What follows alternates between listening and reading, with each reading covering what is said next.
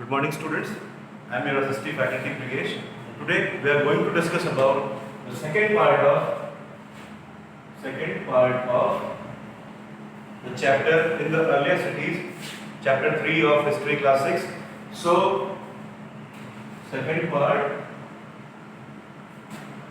in the earliest cities. This is today's video, second part of this chapter. Okay. So let us revise firstly what we have learned till now in this chapter. So firstly, we got to know about the ancient civilization that was found in Indian subcontinent, and it was named as Indus Valley civilization or Harappan civilization. Okay, Harappan civilization.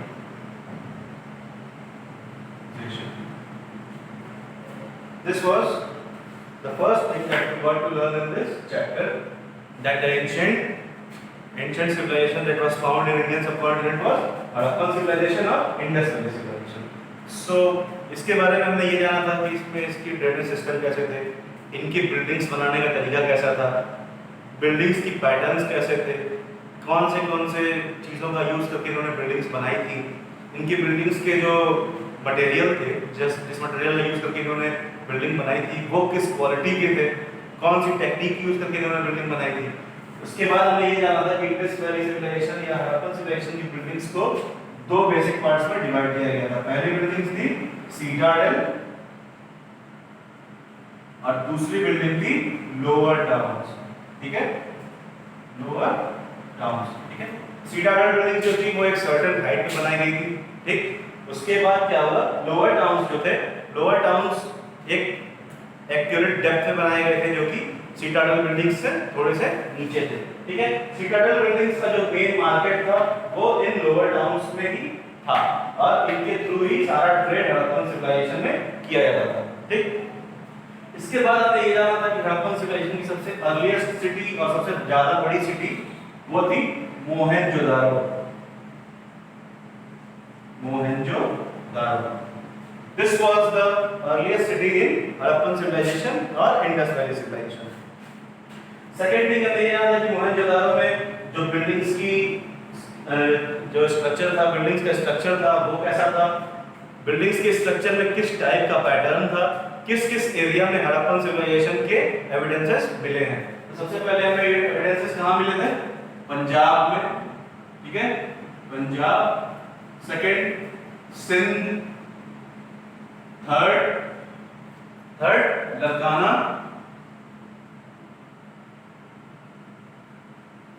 These were the areas where evidences of Harappan civilization was found. अब आज शुरू करते हैं आज की video. ठीक है, आज का टॉपिक ये है कि हम इसके आगे पढ़ेंगे कि इसके आगे क्या होगा। ठीक है, ये चीजें हो गई हड़प्पन सिविलाइजेशन की जो हमने कल पढ़ी। आज का जो टॉपिक है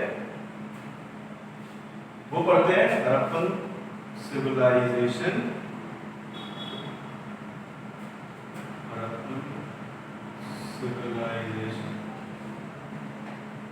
कंटिन्यू। ठीक है, ये है हमारा आज का टॉपिक। ठीक है, तो सबसे पहले in 1921, firstly in 1921 Harappan civilization was discovered. ठीक है, डेट वाइज आज हम पढ़ेंगे। ठीक है, हड़प्पन सिविलाइजेशन वाज डिस्कवर्ड।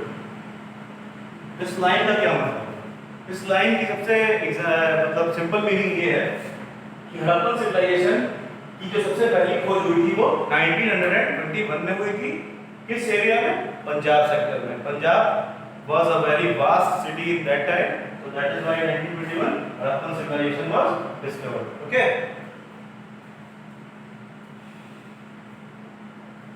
उसके बाद 1921 की डिस्कवरी के बाद सेकंड थिंग इन 1922 1922 1922 में क्या हुआ? In 1922 the ancient city of Harappan civilization Mohenjo-daro was discovered. So in 1922 we will write that Mohenjo-daro was discovered. This was the second discovery that was happened in 1922. ठीक है? और मोहनजोदारो जो city थी, it was found near Indus River. Indus River. Due to the presence of this Indus River की presence की वजह से ही इस पूरी civilization को Indus Valley civilization कहते हैं, क्योंकि it was situated near the bank of Indus River. उस टाइम पे Indus River नाम हुआ करता था, और that is why इसको Indus Valley civilization कहते हैं या हड़प्पन civilization कहते हैं. ठीक है? इसके आगे अगर हम जाते हैं तो इसके आगे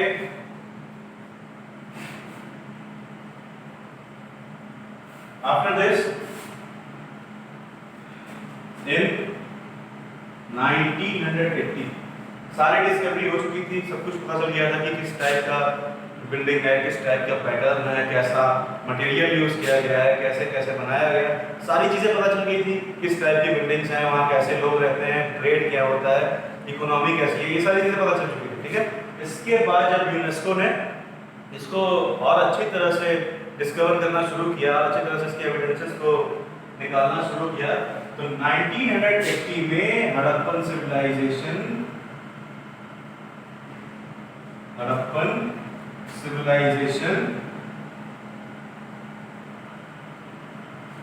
की जो सिटी है मोहेंजोदारो इसको वर्ल्ड हेरिटेज साइट कह दिया या इसको वर्ल्ड हेरिटेज साइट की मान्यता दे दी गई, ताकि वर्ल्ड के लोग आकर के यहाँ पे इसको देख सके कि इतने सालों पहले हड़प्पन सिविलाइजेशन कैसा था और ये मोहेंजोदारो सिटी थी वो कैसे बनाई गई. ठीक है? 1980 में it got the title of World Heritage Site. So we can say that World Heritage Site. ठीक है? 1980 में हड़प्पन सिविलाइजेशन की सिटी मोहेंजोदारो को वर्ल्ड हेरिटेज साइट का नाम दे दिया गया. ठीक है? अब बात करते हैं कि हड़प्पन सिविलाइजेशन शुरू कहाँ से हुआ था और किस किस एरिया में कितना कितना फैला हुआ. ठीक है? ऐसा भी कहा जाता है कि सबसे पुरानी जो एंशिएंट सभ्यताएं मिली हैं, एंशिएंट सिविलाइजेशंस को खोजा गया है. सबसे एंशिएंट सिविलाइजेशन में से एक है मेसोपोटामियन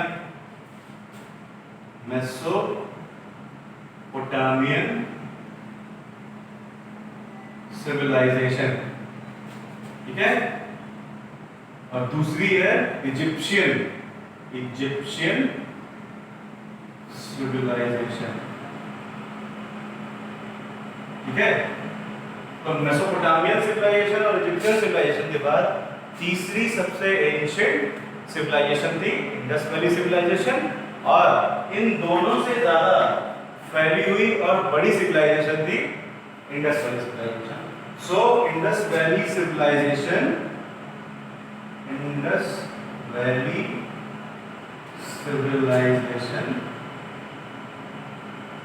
और Harappan civilization. These both are the similar names, but recalled by two other words. Harappan civilization. ये दोनों एक ही चीज का नाम है. या इसको इंडस वैली सिविलाइजेशन कहें या हड़प्पन सिविलाइजेशन कहें, both are same. ठीक है? तो इंडस वैली सिविलाइजेशन और Harappan civilization area wise, extension wise और बिल्डिंग वाइज हर चीज के अगर मामले में हम बात करते हैं तो ये इन दोनों से बहुत ज्यादा सिविलाइज थी और बहुत ज्यादा एक्सटेंडेड थी. ठीक है? तो इंडस वैली सिविलाइजेशन और Harappan civilization was more advanced and extended civilizations in comparison to Mesopotamian civilization and Egyptian सभ्यता। ठीक है, अब हम बात करते हैं कि एक्सटेंशन कैसे कैसे था और किस तरफ कितना ज्यादा हड़प्पन सिविलाइजेशन एक्सटेंडेड। ठीक है, तो कल का लेक्चर था उसमें मैंने ये बताया था कि हड़प्पन सिविलाइजेशन स्टार्ट हुआ था पंजाब सिंध सेक्टर से। ठीक है, जो कि अब पाकिस्तान में है। ठीक है, तो पाकिस्तान एरिया से शुरू होते होते ये दिल्ली तक पूरा फैला हुआ। ठीक है, तो now the next topic is extension of Harappan civilization. Harappan civilization. ठीक है, ये है हमारा दूसरा टॉपिक। ठीक है, तो अगर हम हड़प्पन सिविलाइजेशन की बात करते हैं, ठीक है, तो शुरू हुआ था साउथ वेस्टर्न पार्ट से। ठीक है, it started from south western part. ठीक है, साउथ वेस्टर्न पार्ट से शुरू हुआ। ठीक है, from the range of Balochistan. South western part यानी कि बलोचिस्तान। ठीक है, बलोचिस्तान से शुरू हुआ था। ठीक है, साउथ वेस्टर्न एरिया में उस Pakistan, south western part Balochistan now in Pakistan. ठीक है, ठीक है, और ये एक्सटेंड होते हुए साउथ वेस्टर्न रीजन में गया था about 300 miles towards Arabian Sea. ठीक है, अरेबियन सी का कहने का ये सेंस है कि ये बलोचिस्तान, अगर साउथ वेस्टर्न रीजन की हम बात कर रहे हैं तो साउथ वेस्टर्न रीजन में ये बलोचिस्तान से शुरू हुआ और अरेबियन सी की तरफ 300 माइल्स में फैला हुआ था। 300 माइल्स का मतलब हो गया 1 mile is equal to 1.6 kilometre. So 300 miles 480 kilometre. ठीक है, यही होता है। तो 300 माइल्स कह लिया, 480 किलोमीटर। ये चीजें थी साउथ वेस्टर्न रीजन की। ठीक है, Harappan civilisation extended from Baluchistan to up to 480 kilometre towards Arabian Sea. ठीक, ये हो गया पहला एक्सटेंशन इसका। ठीक है, और इसी के थ्रू होते हुए ये पहुंचा रोपड़। रोपड़ इज इन पंजाब। ठीक है, ये आया था ईस्टर्न रीजन में, ईस्टर्न रीजन। ठीक है, so it started from Balochistan, it went towards Arabian sea up to 300 miles, 300 मील या 480 किलोमीटर तक ये अरेबियन सी की तरफ गया। उसके बाद in eastern region it went towards Ropar in Punjab. ठीक है, now when we talk about northern area, it was the extension in southern area.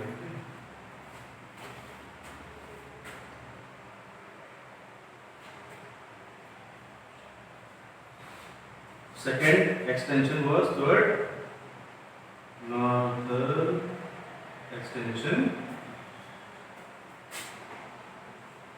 ये गया था शिमला हिल्स। नॉर्थर्न एक्सटेंशन का मतलब क्या होगा? नॉर्थर्न एक्सटेंशन का मतलब ये होगा कि नॉर्थ एरिया, अभी हमने पढ़ा कि साउथ एरिया में कितना ये एक्सटेंड था। ठीक है, अब पढ़ेंगे कि नॉर्थ एरिया में ये कितना ज्यादा एक्सटेंड हुआ था। ठीक, तो ये स्टार्ट हुआ था नॉर्दर्न एरिया में शिमला हिल्स। ठीक है, Shimla hills foot of Shimla hills. Foot of Shimla hills का मतलब क्या होता है? फूट ऑफ शिमला हिल्स का मतलब ये होता है कि जहां से शिमला हिल की स्टार्टिंग होती है, शिमला के हिल्स की, ठीक है, वहां का जो सबसे पहला एरिया, पहला इलाका जो है, वहां से लगाई इसकी स्टार्टिंग हुई। उसके बाद एंड हुआ यह जाकर के सटकाजन डोर पे, सटकाजन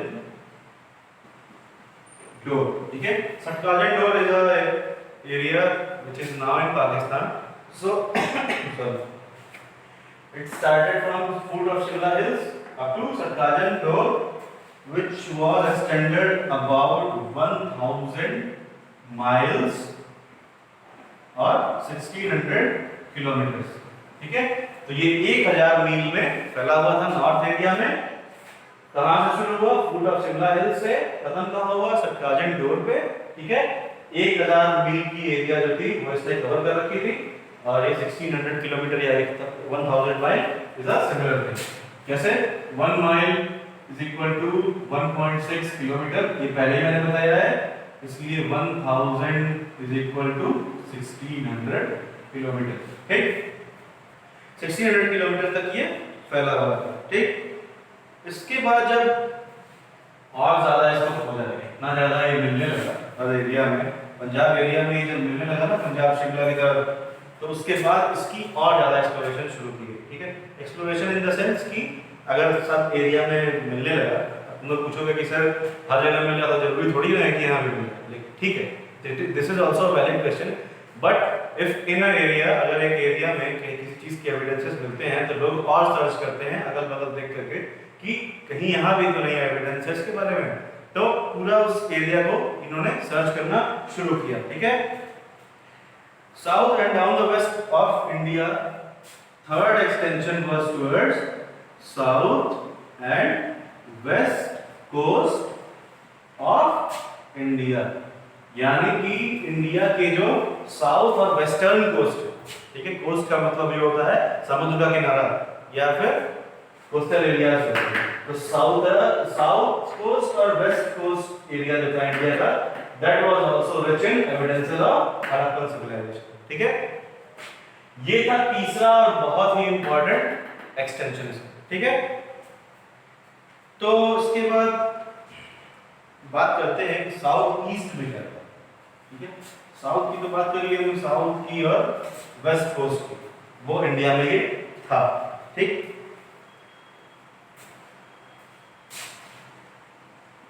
फोर्थ एक्सटेंशन जो था वो था Gulf of Khambhat to Karachi. Everyone knows Karachi is in Pakistan now. ठीक है, तो कराची तक ये फैला हुआ था. South east of Karachi, sorry, south east of Karachi, it was extended from Gulf of Cambodge to southeast of Karachi along 500 miles. 500 miles. ठीक है, 500 miles क्या मतलब हुआ? 500 miles का मतलब इसको फिर 1.6 से मल्टीप्लाई करेंगे तो पता चल जाएगा कितना किलोमीटर ये फैला हुआ है. यानी कि अगर हम 500 माइल्स की बात कर रहे हैं तो 1.6 into 500 that is 1.6 into 500, 800 kilometers. Yes, it was about 800 kilometers towards from Gulf of Cambodge to southeast Karachi. ठीक है, यहाँ तक की तो बात हो जाती है. उसके बाद अगर हम बात करते हैं अदर सिविलाइजेशंस की, ठीक है, तो अदर सिविलाइजेशंस में इतना ज्यादा एरिया कभी किसी सिविलाइजेशन ने कवर नहीं किया था. बात करें चाहे मेसोपोटामियन सिविलाइजेशन की या इजिप्शियन सिविलाइजेशन की, this was the only civilization to cover this much of area in every area. ठीक है, 800 kilometre, 1000 kilometre, 1000 is 1600 kilometre. So this type of civilization, this civilization was only one that covered this much of area. ठीक है, इसीलिए कहा जाता है कि Indus valley civilisation या हड़प्पन सिविलाइजेशन सबसे बड़ी और सबसे एडवांस सिविलाइजेशन थी बाकी अदर सिविलाइजेशन से. ठीक है,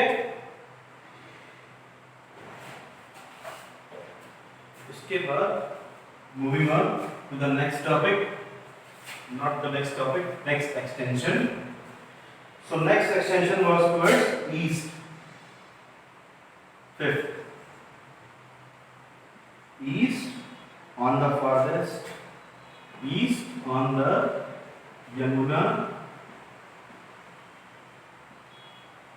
river basin. ठीक है, east on the Yamuna river basin, about 30 miles.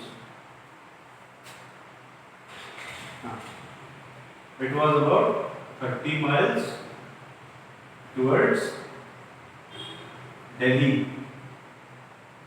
ठीक है, तो हम कहाँ तक पहुँचे थे अभी तो पंजाब से कराची पाकिस्तान यहाँ पे टहल रहे थे. इसके बाद हम आते हैं ईस्टर्न एरिया. ठीक है, ईस्टर्न एरिया जो है इंडिया का, वहाँ से ये टोटल लेकर के यमुना रिवर तक गया हुआ था, यमुना बेसिन तक. यमुना बेसिन का मतलब क्या होता है? यमुना बेसिन का मतलब होता है यमुना का किनारा या यमुना बैंक. ठीक है, यहाँ तक फैला हुआ था in about 30 miles towards Delhi. Delhi की तरफ आया हुआ था. ईस्टर्न एरिया से हल्का सा नॉर्थ ईस्टर्न एरिया. ठीक है, नॉर्थ ईस्टर्न नहीं, north India. Delhi is north India. 30 miles का मतलब कितना किलोमीटर? 48 किलोमीटर. ठीक है, 48 kilometre towards Delhi. So now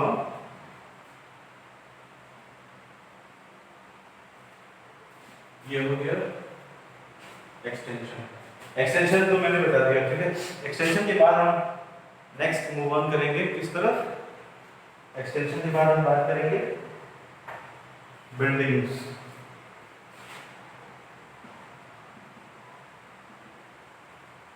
building structures. ठीक है, बिल्डिंग स्ट्रक्चर की जब आप बात करते हैं तो बिल्डिंग स्ट्रक्चर में मेनली 3 टाइप की बिल्डिंग्स आती हैं. ठीक है, तो 3 टाइप की बिल्डिंग्स में हड़प्पन सिविलाइजेशन की जो बिल्डिंग्स थी, ठीक है, उनको बहुत ही एडवांस्ड कल्चरल रूप में भी देखा जाता है और टेक्निकल रूप में भी देखा जाता है. सो हड़प्पन सिविलाइजेशन की जो बिल्डिंग्स थी वो बहुत ही स्पेशल स्ट्रक्चर्स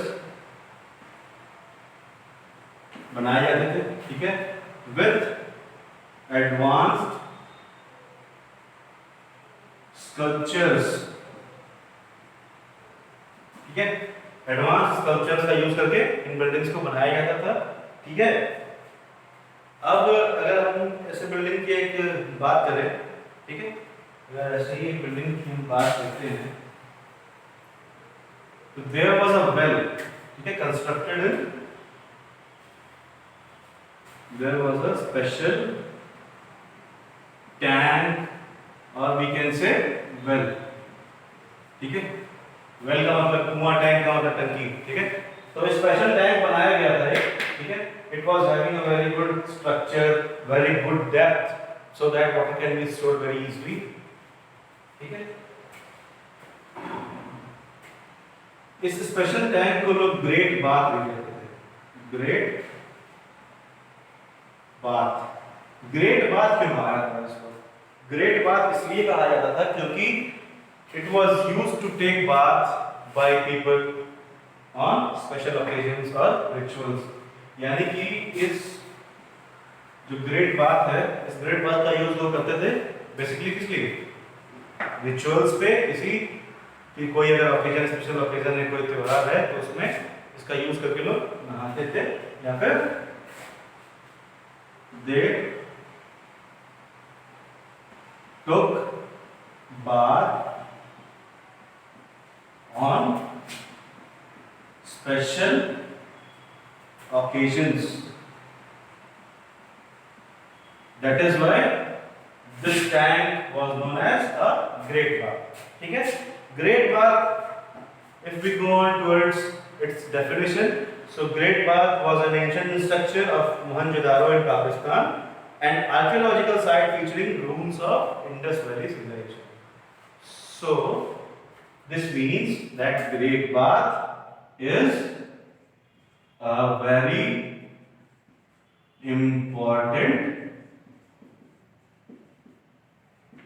ruins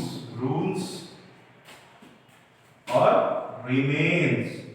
ठीक है, remains का मतलब होता है that evidences that were found on digging the earth or while exploring the site of Indus Valley civilization or Harappan civilization.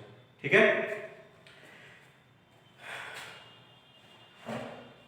so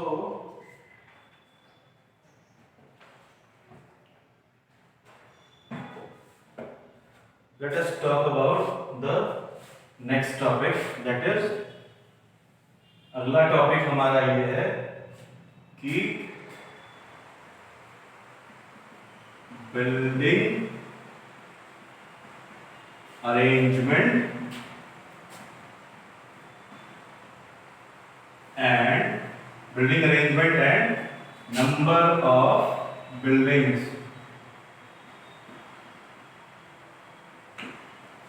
Then HC. What is the meaning of HC? HC is Harappan civilization. ठीक है, Harappan civilization की अगर हम बात कर रहे हैं तो इसमें कैसे बिल्डिंग्स थी, ठीक है, और किस सिटीज में बेसिकली ये बिल्डिंग्स थी. The first city having building was, I told you earlier, it was Mohenjo-daro, and second building was Harappa. Second building is second city. Second city was Harappa. So basically two were the cities consist of buildings. First one was Mohenjo-daro, second was Harappa. ठीक है. So अगर हम बात करते हैं कि दोनों को मिला के कितने टाउन्स थे, कितनी बिल्डिंग्स थी, तो the both cities of Harappan civilization consisted of 100 of towns. 100 towns का मतलब लोअर टाउन्स जो एरिया था सिटाडेल और लोअर टाउन्स में होता है ना कि दो types of building Harappan civilisation में थी. तो लोअर टाउन्स में अप्रॉक्सीमेटली 100 टाउन्स थे. ठीक है, 100 टाउन्स एंड विलेजेस और small size towns and villages. ठीक है, 100 टाउन्स एंड विलेजेस और स्मॉल साइज. ठीक है, और ये भी लोग कहते थे कि मोहनजोदारो जो सिटी थी, ठीक है, Mohenjodaro was a city which was succeeded by Harappa. इसका कहने का मतलब ये हो गया कि मोहनजोदारो सबसे एंशिएंट सिटी थी, उसके बाद हड़प्पा की सिविलाइजेशन, हड़प्पा सिटी जो है वो बसाई गई. तो लोगों का कहना ये भी है, जो हिस्टोरियंस थे उन्होंने अपने अकाउंट्स में लिखा है कि मोहनजोदारो जब हल्का हल्का खराब होने लगा, ठीक है, तो उसको फिर से रिक्रिएट करके हड़प्पा सिटी बसाई गई. ठीक है, जो कि बार बार डिस्ट्रॉय हो गई. Harappa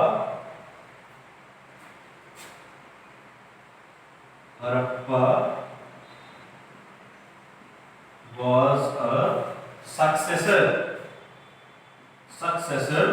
of Harappa was a successor of Mohenjodaro.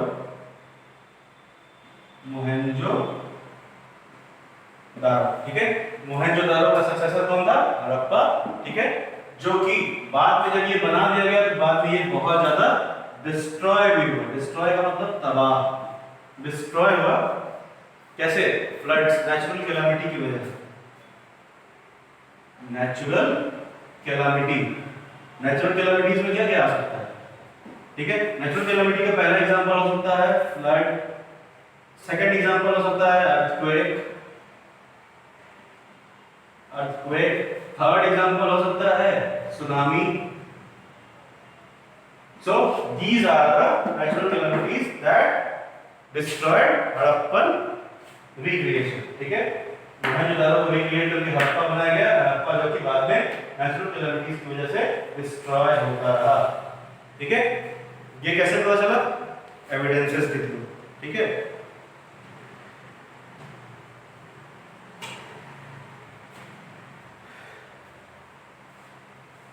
ठीक, ये हो गया हड़प्पा और मोहनजोदारो की कहानी. ठीक,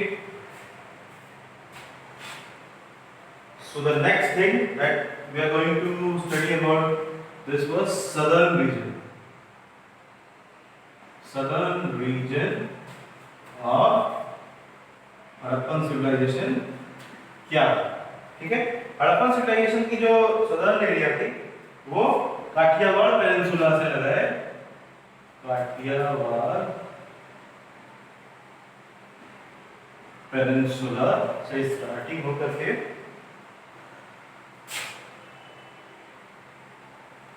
it started from Kathiawar region and it ended towards the ancient of Indus banks. ठीक है, इंडस रिवर के बैंक्स तक काठियावाड़ पेनिनसुला से इसका एक्सटेंशन हुआ था, ठीक है। उसके बाद सिविलाइजेशन, इस सिविलाइजेशन की अगर हम बात कर रहे हैं, ठीक है, बिल्डिंग अरेंजमेंट हो या फिर ये हो, इसकी अगर हम बात कर रहे हैं तो इसकी बेसिकली स्टार्टेड कहाँ से हुआ था? ये तो हमने बात करी काठियावाड़ पेनिनसुला, स्टार्टिंग कब से हुई थी? 2600 BC, यानी कि 26th सेंचुरी से 33rd सेंचुरी, ठीक है। उसके बाद हम क्या बात कर रहे थे कि southern region of Harappan civilisation में काठियावाड़ पेनिनसुला से लगाए ancient of Indus banks. Indus banks, ancient of Indus banks का मतलब ये होता है कि इंडस रिवर की जो पुराने किनारे थे, ठीक है, जो पहले मोहनजोदारो में होते थे, लेकिन बाद में रिक्रिएशन के वक्त नहीं था, हड़प्पा जब बसाया गया था, तो काठियावाड़ पेनिनसुला से एंशिएंट ऑफ इंडस बैंक्स तक ये सदर्न रीजन में फैला, ठीक। इसके बाद हम बात करते हैं कि ये कितने पढ़े लिखे थे, कैसे इन्होंने अपनी स्क्रिप्ट बनाई थी, क्या लैंग्वेज ये लोग बोलते थे, ठीक है। सो नॉलेज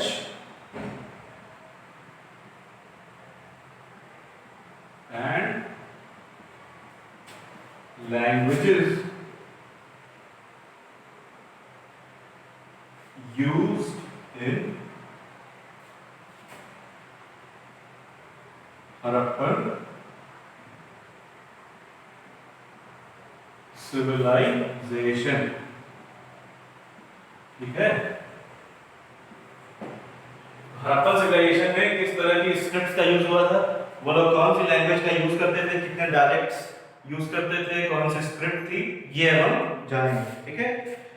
तो ऐसा माना जाता है कि द हड़प्पन सिविलाइजेशन के पीपल जो थे वो लिटरेट थे। लिटरेट का मतलब पढ़े लिखे, एबल टू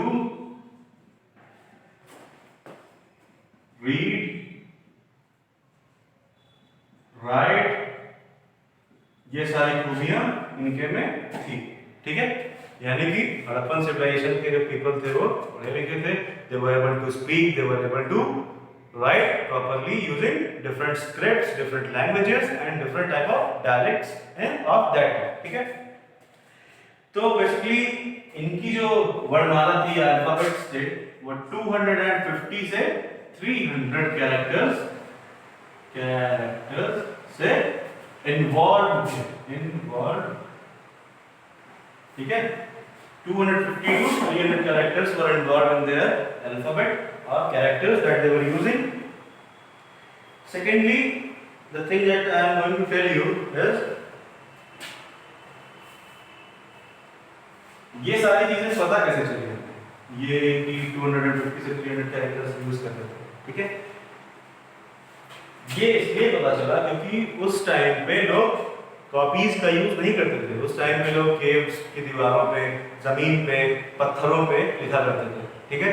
तो उन पत्थरों पे देख करके जो अनक्लियर स्क्रिप्ट थी उनकी, उसका अंदाजा लगाया गया और जिसके थ्रू ये पता चला कि इतने कैरेक्टर्स यूज करते थे। So this was discovered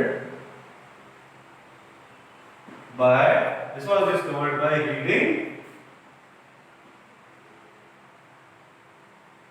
reading inscriptions। inscriptions का मतलब क्या होता है? inscriptions बताता हूं। inscriptions on caves, rocks, woods etc, ठीक है। इंस्क्रिप्शन का मतलब होता है कोई भी ऐसी चीज जिसको एक नॉन लिविंग थिंग पे या किसी हार्ड थिंग पे खोद के लिखा गया। खोद के लिखने का मतलब उस पे एनालाइज करके फिर उसको उस पे बनाया गया, ठीक है, ड्रॉ किया गया हो या फिर किसी चीज से ठोक ठोक करके उसके अंदर की चीजें निकाल के और स्पेशल कोई चीज लिखी गई हो। That is known as a inscription.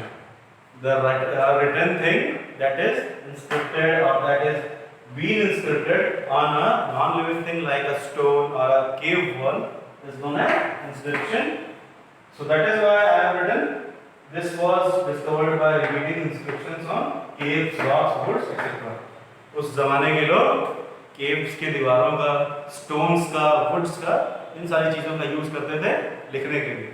तो इस लिखावट से हमें पता चला कि इतने सारे कैरेक्टर्स यूज किए गए थे हड़प्पन सिविलाइजेशन की literature.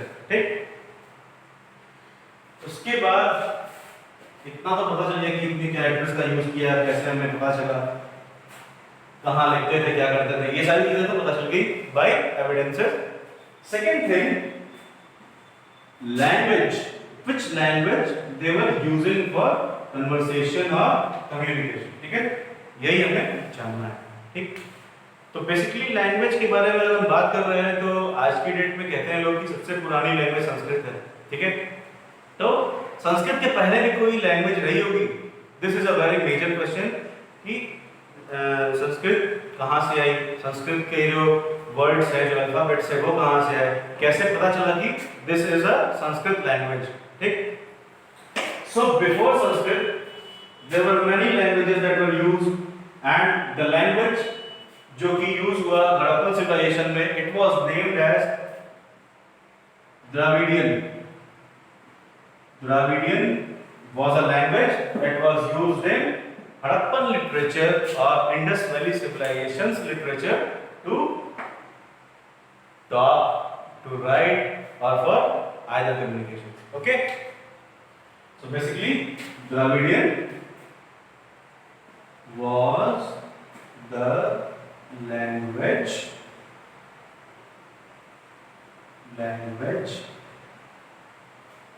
used in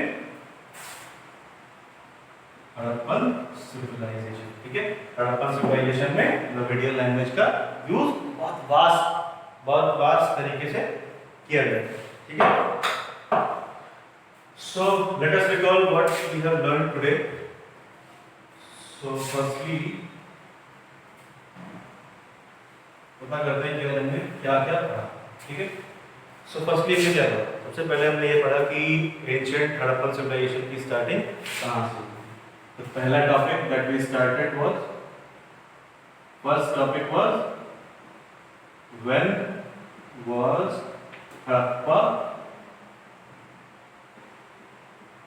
Harappan civilization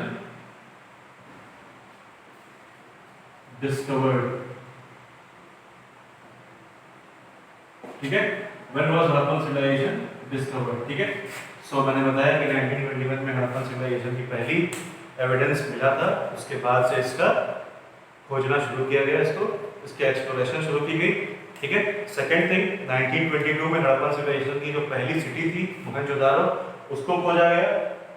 ठीक है, उसके बाद मैंने आपको बताया कि 1980 में मोहनजोदारो और हड़प्पन सिविलाइजेशन के जितने साइट्स थे, ठीक है, जहाँ जहाँ पे हड़प्पन सिविलाइजेशन के अवशेष मिले थे, एविडेंसेस मिले थे, उस एरिया को 1980 में यूनेस्को ने वर्ल्ड हेरिटेज साइट घोषित कर दिया। ठीक है, यूनेस्को इज एन ऑर्गेनाइजेशन, वो बताती है कि कौन सा जो बिल्डिंग है वो नेचुरल मॉन्यूमेंट्स जो है या फिर कह सकते हैं हिस्टोरिकल मॉन्यूमेंट्स हैं, उनका वो प्रिजर्वेशन करती है और पता लगाती है कि किस एरिया में कितने मॉन्यूमेंट्स हैं, किस टाइम पे बनाए गए थे। So basically it is an archaeological department. ठीक है, उसके बाद मैंने बताया कि हड़प्पन सिविलाइजेशन कैसे कैसे एक्सटेंड हुआ पड़ा है, किस एरिया में कितना ज़्यादा था, किस एरिया में उसकी बिल्डिंग्स कैसे कैसी थी, ये मैंने आपको बताया। सबसे पहले बताया कि started from south western Balochistan. ठीक है, बलोचिस्तान का, पाकिस्तान का जो बलोचिस्तान एरिया है उसके साउथ वेस्टर्न एरिया से शुरू हुआ। ठीक है, और वो कराची की तरफ आया हुआ था। हाँ, कराची की तरफ आया हुआ था 480 किलोमीटर, 480 किलोमीटर के एरिया में फ्रॉम बलूचिस्तान टू कराची। ठीक है, ये था। उसके बाद नॉर्थ वेस्टर्न इंडिया की अगर हम बात करते हैं तो नॉर्थ वेस्टर्न इंडिया में from foot of Shimla hills, मतलब जहाँ शिमला हिल्स की स्टार्टिंग होती है वहां से लगाए अरेबियन सी तक 1000 माइल्स में ये फैला हुआ है। ठीक है, थर्ड थिंग, एक्सप्लोरेशन जब और आगे बढ़ा तो साउथ वर्ल्ड एरिया में हम बात कर रहे थे कि वेस्ट और साउथ ये दोनों कोस्टल एरियाज जो है इंडिया के, ये पूरे हड़प्पन सिविलाइजेशन के सेंटर हुआ करते हैं। ठीक है, तीसरी चीज, गल्फ ऑफ कंबट से कराची तक, गल्फ ऑफ कन्वर्ट से कराची तक 500 माइल्स में हड़प्पन सिविलाइजेशन के बहुत सारे एविडेंसेस मिले।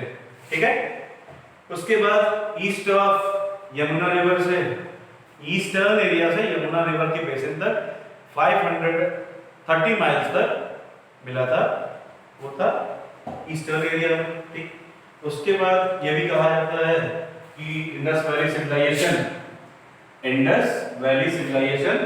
is the most extended and the most advanced form of civilization ever found in history। यानी कि ये हड़प्पन सिविलाइजेशन जो है ये मेसोपोटामियन सिविलाइजेशन और इजिप्शियन सिविलाइजेशन से भी ज्यादा बड़ी सिविलाइजेशन थी, इसको ये कहा गया। ठीक, उसके बाद हमने बात करी लैंग्वेज की, कितने टाइप की लैंग्वेज, कितने टाइप के कैरेक्टर्स इनके लैंग्वेज में यूज होते थे, तो 250 से 300 कैरेक्टर्स का यूज इन्होंने अपने लिटरेचर में किया था। ये कैसे पता चला? By inscriptions made on wall of caves, stones and woods. ठीक है, उसके बाद हमने ये पता किया कि उस जमाने की जो लैंग्वेज थी वो थी द्रविडियन। ठीक, हड़प्पन सिविलाइजेशन में 100 स्मॉल टाउन्स एंड विलेजेस थे, ये भी हमने आज की वीडियो में जाना। तो thank you for watching this video, hope you like this video and gain some knowledge from this video. So we will discuss the later topics of this chapter in the next video. If you have any queries about this chapter, put it down in the comment section below. And today's homework for you is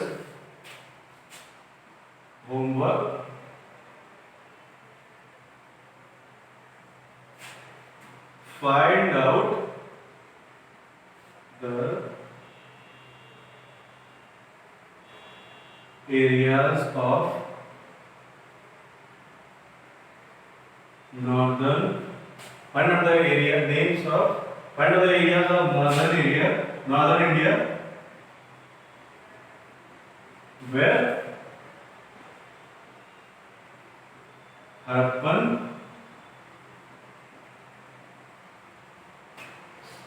civilization